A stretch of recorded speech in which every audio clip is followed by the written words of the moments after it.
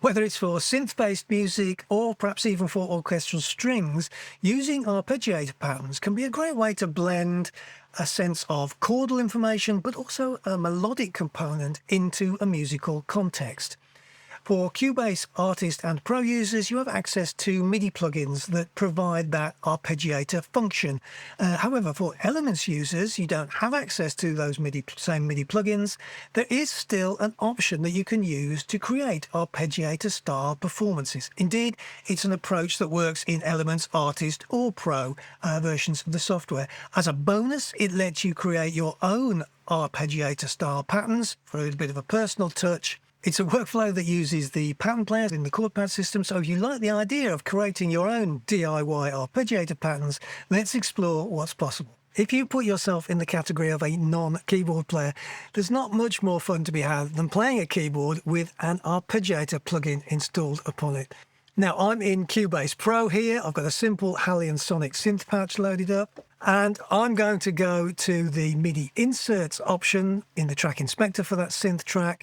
And one of the options I can add as a plugin here is one of the two arpeggiator plugins that Cubase Pro and Cubase Artist have to offer. Let's try the first of those. I open that up now, and you can see it offers a number of presets. There's some basic operation modes and ability to change the speed and note length of the arpeggiated pattern.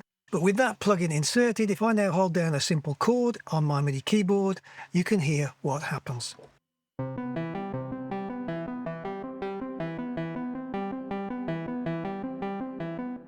And if you're a fan of particular sci-fi TV shows, that kind of arpeggiator performance will seem quite familiar. Now, I've now switched to Cubase Elements, and I've got the same project open within Cubase Elements. And if we can return to the same synth track we were looking at a few moments ago, you can see that within the inspector panel, you no longer have the option of adding MIDI insert effects. That's not a feature that Elements supports. However, if you like the idea of arpeggiator patterns, and in particular of creating your own art patterns, then there is an easy workaround, whichever version of Cubase you're using, whether it's Elements, Artist or Pro, because it uses features within the Chord Pads system. So it's available to all Cubase users. So if I open the chord pads within the lower zone, I can pick a chord pad preset from the many that are available, and then I can trigger full chords from individual notes on my MIDI keyboard.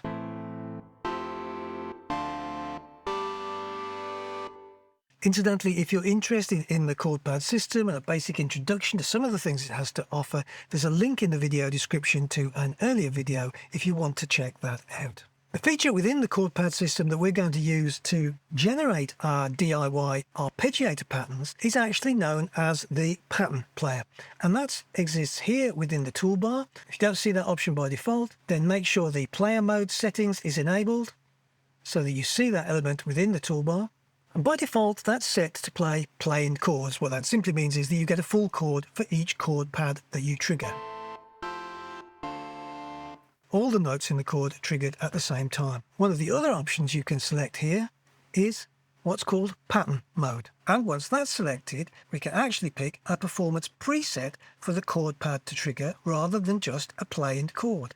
And there are a number of presets that are available. So for example, there's one here called Analog Synths.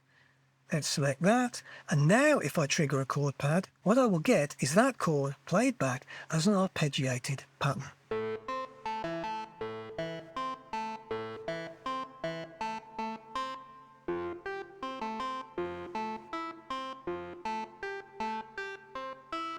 Now there are some cool presets you can explore here that are supplied with Cubase, but the fun part is actually creating your own patterns. And the simplest way you can do that is by dragging and dropping MIDI clips from the project window onto the pattern player. Once you drop that pattern into the pattern player system, that pattern will then be adapted to match the chords that you trigger from any of the chord pads. But because you can create the initial MIDI clip, you can design the contents of the pattern exactly how you want it. You design it once, and then it will play back perfectly as often as required with any of the chords you've got configured within the chord pad panel.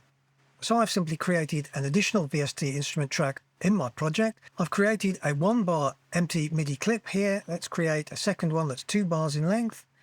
I'm now going to simply open one of these clips in the MIDI editor, and I'm going to manually add some notes. Now I'm going to use 16th note quantize here.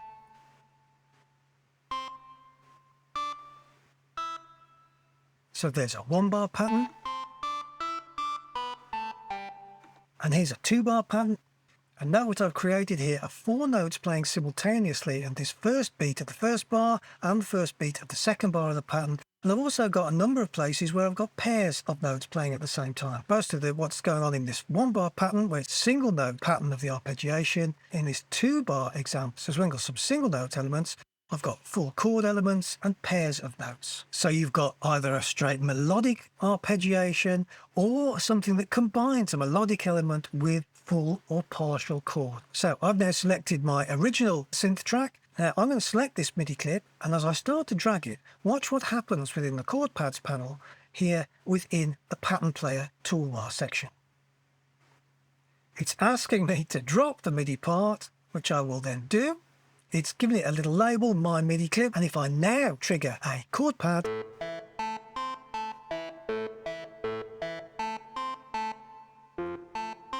what I get is my arpeggiator pattern.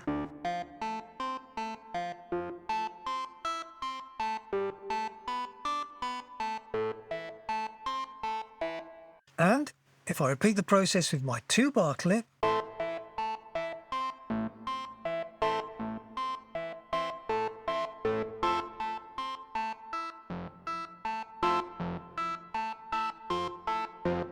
I get exactly the same result. If we now do something less Stranger Things and more up-tempo dance music.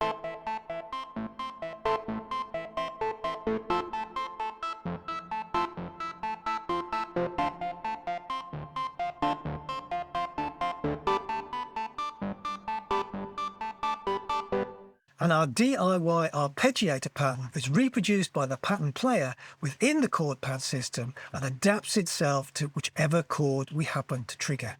And if I change the chord pad preset that I'm using, re-drag and drop the MIDI clip into the chord pad system, my DIY arpeggio pattern adapts to the new chords.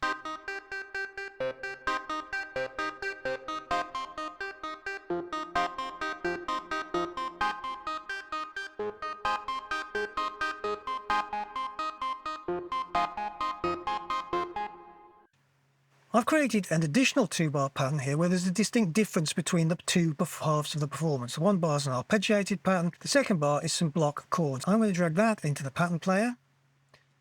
Watch what happens. So I trigger that 2-bar pattern with this C minor chord, and you can hear the difference between the 1st bar and the 2nd bar.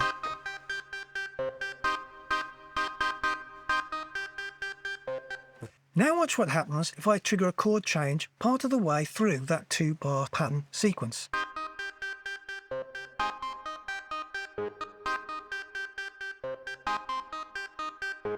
It goes back to the 1st bar of the sequence, but I can change that behaviour if, when triggering the 2nd chord, I continue to hold down the 1st chord. So let me demonstrate that.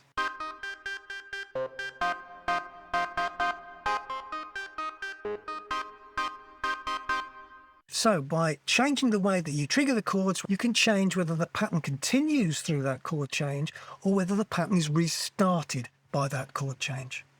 Now, if you're fond of using arpeggiator patterns within your music creation process, this whole thing is kind of cool. It's also sometimes, it has to be said, a little quirky, just exactly how the pattern player interprets the arp pattern. Now, do try to match the number of pitches within those MIDI clips that you create to the typical number of notes within the chords that you're using within the chord pads, whether they're 3-note chords, 4-note chords, 5-note chords, for example. Octaves of pitches are okay, but the pattern player can then do some really quite interesting things about whether it goes up or down with your MIDI template as it goes through multiple octaves. It does it in a perfectly predictable fashion though, so it does it the same way every time. Just try it and see what happens. It's a great way of experimenting with arpeggio patterns, and the beauty of it is that you can design them yourself in simple little MIDI clips, and it's available whether you're using Elements, Artist or Pro. One final thing that's worth noting, chord track settings are global within a project. So the same settings apply, same chord track configuration applies to any VST instrument track that you have selected. So if you want to use a different arp pattern with a different instrument, in the same project, you have to think a little bit how you manage the process. So for example, if I drag and drop this simple 1-bar pattern into the pattern player, select my lead synth track, I can then record a MIDI performance that I trigger from the chord pads.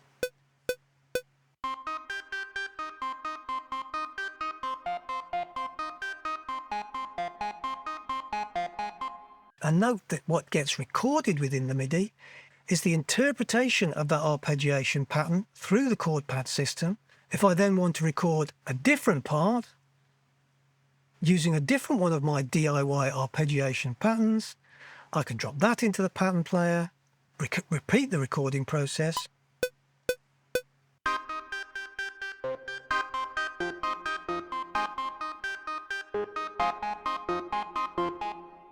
and get a different arpeggiation result, reflecting the different DIY arpeggiation pattern that I've got currently loaded into the pattern player. There are all sorts of other workflows that are possible here, but the approach that I've demonstrated here is very simple and can work really well. The chord pad system within Cubase would be brilliant even if all it allowed you to do was trigger full chords from a single note press. However, there is obviously a lot more to discover within that feature set. And the pattern player option is just one example of that, allowing all users of Cubase, Elements, Artist and Pro, to experiment with their own DIY ARP style performance patterns. I hope this specific example might encourage you to dig a little bit more deeper into the chord pad system. If that's something you'd like to see further videos on, then just drop a comment below and I'll get back to it with a future video at some stage. As usual, if you're interested in this kind of Cubase related content, do check out the links in the video description below, both to my Cubase workshop articles for SOS magazine and also to my Cubase Essentials course that you can find on the Udemy platform.